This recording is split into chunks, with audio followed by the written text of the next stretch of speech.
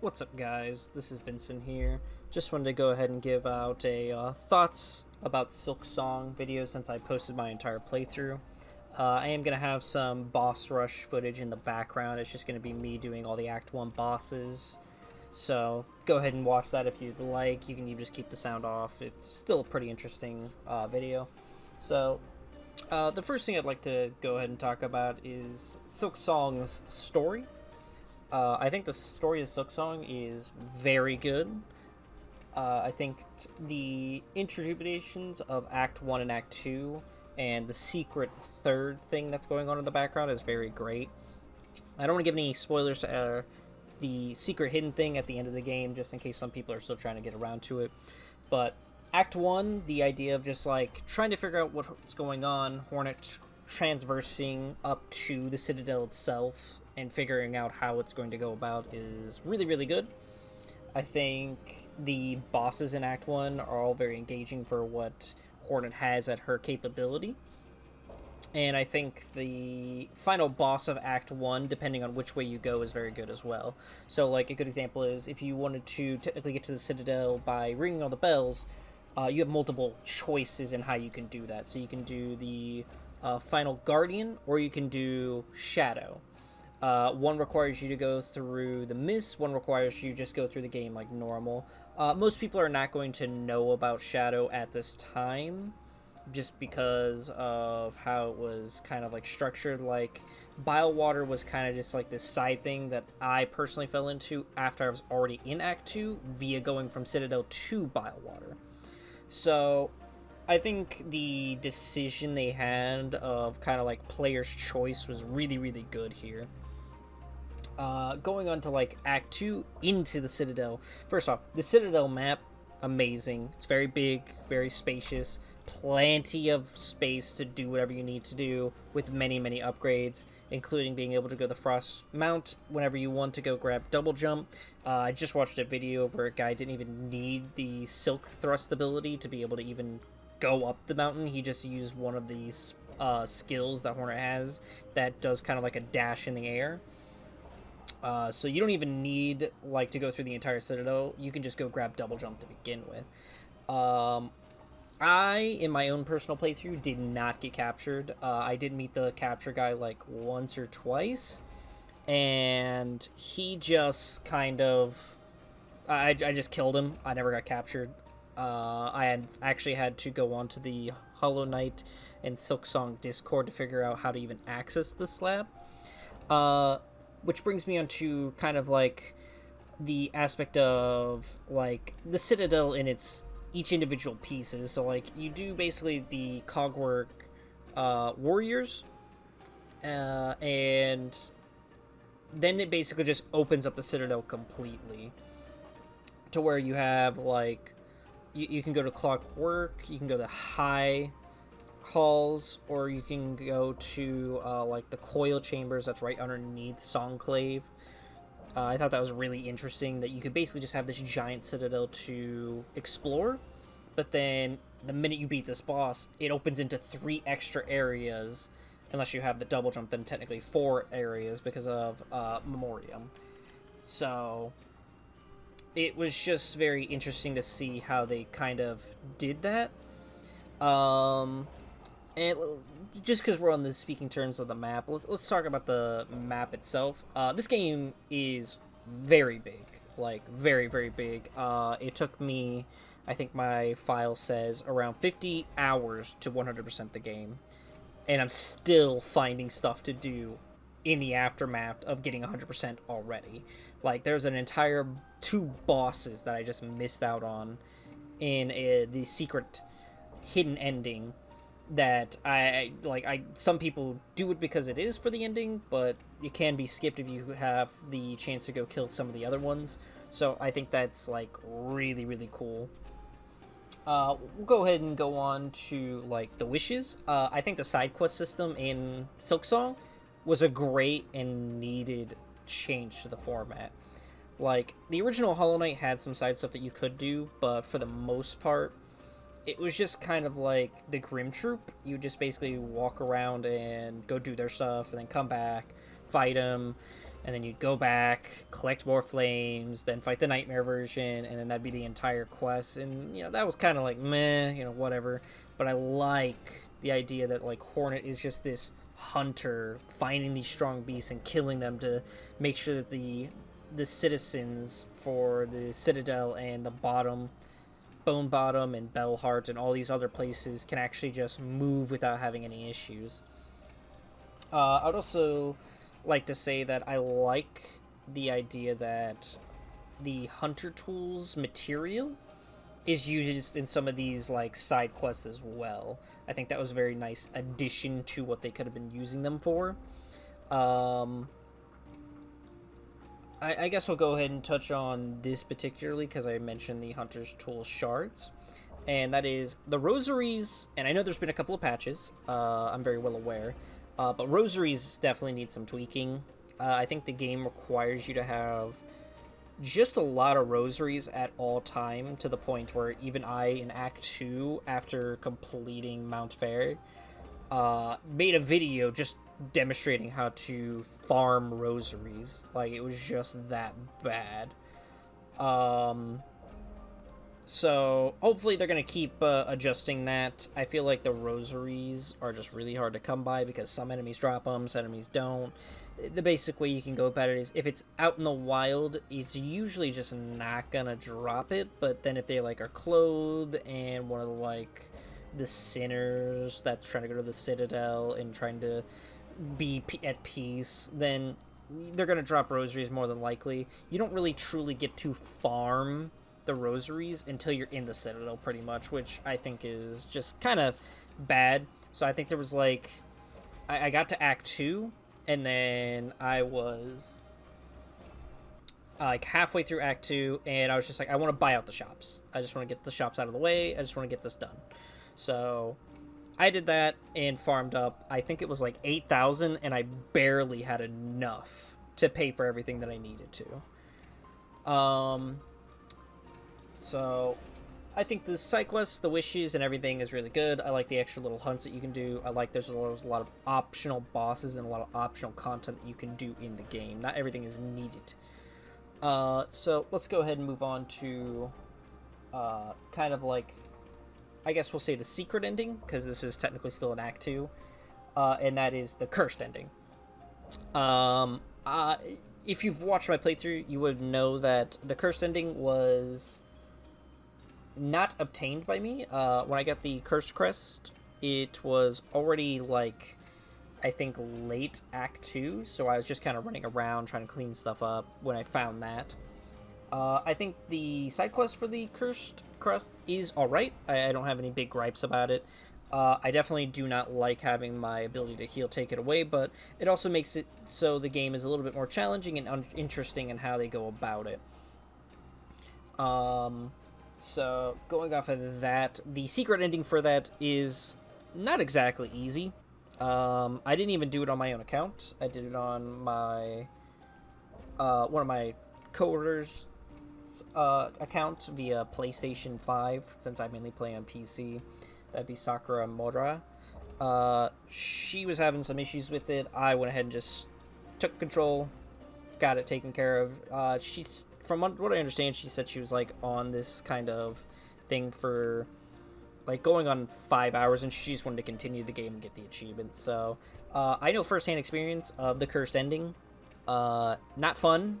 I'm not looking forward to getting it on my own account, but we'll see how that goes, because I kind of also want to do it in Steel Soul, which should be interesting since there's supposed to be hidden content with Steel Soul specifically. But other than the cursed ending, I think that the cursed kind of gameplay is very interesting. But let's move on to the crest in general, which is, I think the crest system's awesome. I think it's great. I think it's fresh. It allows people to have different playstyles and figure out which one they really work for themselves. So, like, with the crest, you have the Hunter, the Reaper, the Wanderer, the Beast, the Witch, the Artifact, and then the Shaman. Obviously, the Shaman's going to be the one that you get last for obvious and secret hidden reasons. But the main crest that I use, the Wanderer. or the Hollow Knight one, as I like to call it. But I actually liked Hornet's Crest a lot as well. I know most people didn't like the diagonal little down pogo, but it didn't bother me. I failed some things with it, but it didn't really seem to be that big of a bother when I was using it. I also do like, as you get the crest upgraded, you can actually see kind of like a combo meter on Hornet herself.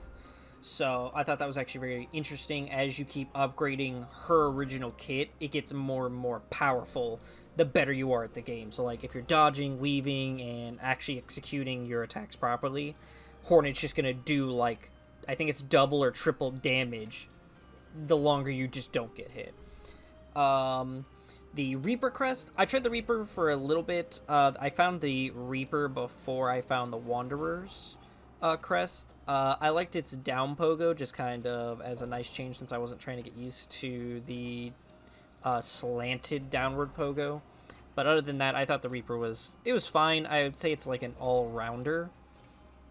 Wanderer is, and I think anybody can say this, the GOAT. It's the GOAT crest. I don't see any reason why you should not be using the Wanderer. I will be the first to tell anybody, though, that the Wanderer is not going to be the best crest for combat. I would say it's mainly the one I would like to use for just wandering around.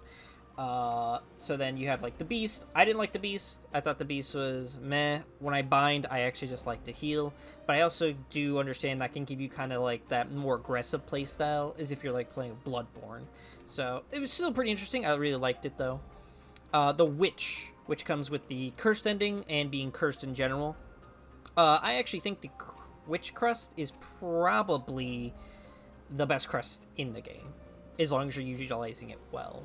There's like really no reason why you should be having issues with the Witch one, as long as you understand how to use it correctly. So the Witch isn't necessarily something that you want to be doing a nail build. You want to be doing a healing build off of, because of how it works with its tendrils and stealing life energy off of those tendrils that come out. Artifact build, just spam hunter tools. Just spam as many as you can. That's literally what it's there for.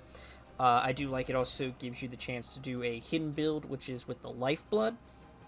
That's very interesting and cool. I really like the Lifeblood aspect, that if you keep jamming yourself with a needle, the Lifeblood will eventually just take over Hornet, and you just have all this regenerating health afterwards. And then the Shaman, which you basically get at the very end, and that's what I like to call the skill build, which is if you just like using a lot of the skills in the game, you basically would just use this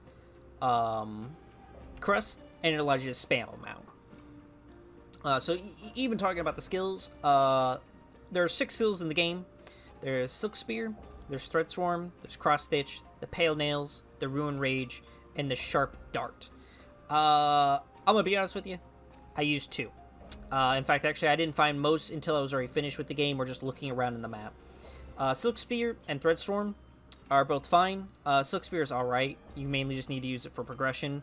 Once I got Thread Storm, I only stuck on Thread Storm. I didn't think about anything else or what else I could possibly be doing. Cross Stitch is alright. Pale Nails, I didn't really get it to try, nor did I get to really try the Rune Rage. But I'm sure these are fine. I would say if you're doing a throw build, Pale Nails are just going to be great. So like you could do Cogflies with Pale Nails plus an additional like throwing knives, and that could go really well, so you're not really focused on kind of trying to dodge. You're just more like spamming stuff out. So I'm sure they're fine. I just never got a chance to really try them. And then Sharp Dart, which is actually very interesting, because this one actually allows for additional skips in the game, because this one is the one that should allow Hornet to just dash forward, and if you do it correctly and you know what you're doing, the Sharp Dart can actually allow you to skip needing one of the movement abilities from Hornet to go through the Mount Fae area, which is awesome. I've seen like 2 other people do it, so it's very possible. So you can actually get double jump before you get your silk throw. So that's really cool.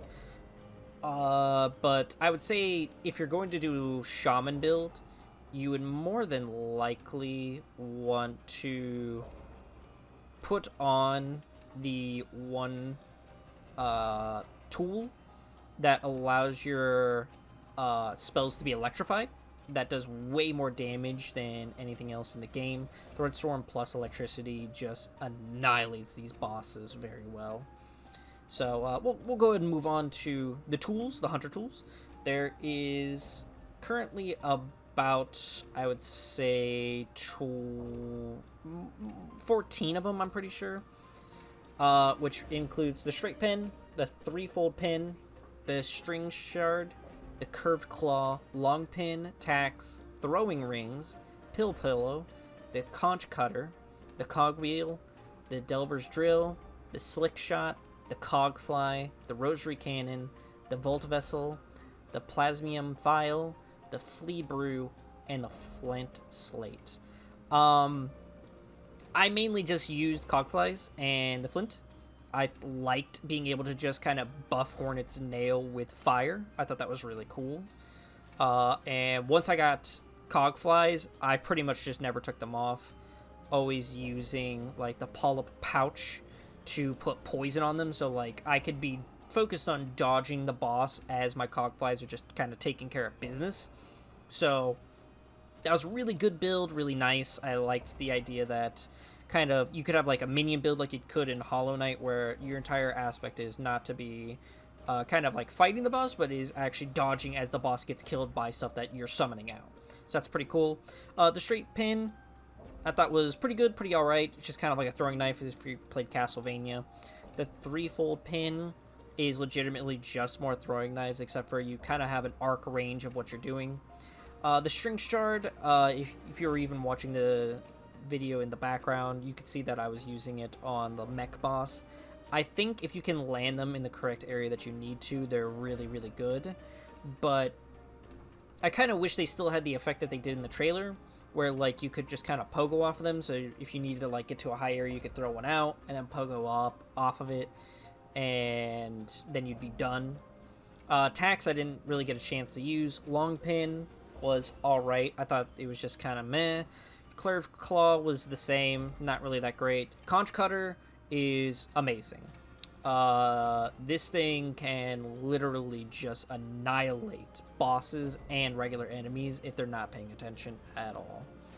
The pill pillow, I didn't really do anything with. I found it basically in the secret third section of the game. So like I didn't really get to chance to use it. I mainly picked it up for just 100%. The throwing rings are very good. I like that it kind of gives you this connection towards the map person as a warrior to warrior. So that's really cool, really awesome. Silk shot, same thing. I kind of just picked it up for the 100%. The drill, I tried a couple of times, and I felt like it was just kind of like too risky.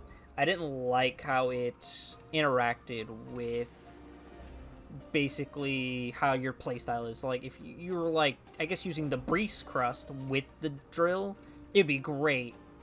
But other than that, I didn't really find it that interesting. The cogwork wheel, I tried it a lot. Really great, does a lot of damage. I like how it goes about and does everything. Just costs way too much shards. The shard cost is just really up there. Cogwork flies. Yeah, goated. They're literally the best in the game. I don't think anybody's even going to try to deny that. In fact, actually, I would say most people are so hinged on it that more than likely the cog flies are going to be seen as this kind of weakness. Like, oh, you didn't beat the boss for real because you had cogwork flies going on. But, you know, whatever. Nonetheless, poison with cogwork flies is great. Rosary cannon, very good. I enjoyed the rosary cannon as well. The only issue is I just never had any rosaries to actually put in it, so I didn't get to use it a lot. The volt vessel, basically, it's only good for some bosses and enemies. Basically, if they sit still, you can probably do it, and that's great. Plasma File is really good on Artifactor. Granted, a lot of the Hunter tools are really good on Artifactor. But it's mainly just because it gives you that kind of like hive blood feel to it, like you were playing Hollow Knight 1, which is really nice. Flea Blitter, mainly just used for transportation, if you ask me. I know it gives increased attack speed as well, but I never used it for that. So, eh. And then the Flint Slate, really good tool as well. I think it was interesting to be able to just combo off correctly if you know what you're doing. So, like, you could do fire damage and poison damage if you use the Flint Slate. So then you have Hornet's Blue Tools, which was Druid's Eye, Magma Bell, Warding Bell, Multi-Binder, Fractual Mask, Polyp Pouch, Weave Light, Sawtooth Circle, the Injector Band, Claw Mirrors, Reserver Band, Spule Extender, Memory Crystal, Snatch Pick, Volatile Fragment, the Long Claw, Word of Purity, Quick Sling, Wisp-Fire, Lantern, the Egg of Flelia, and Pin Badge.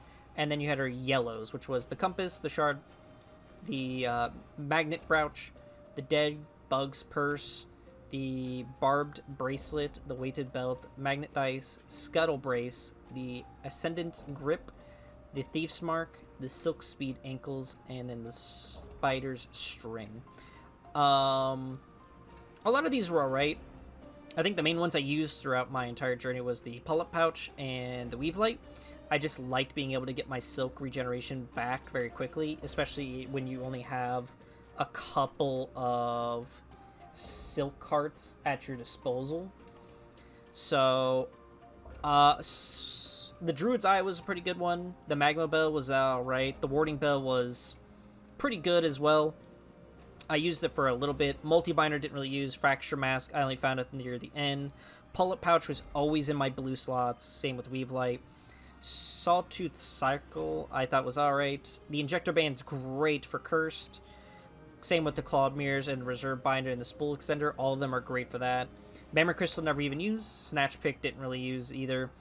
The Volt Filament is great for Shaman builds.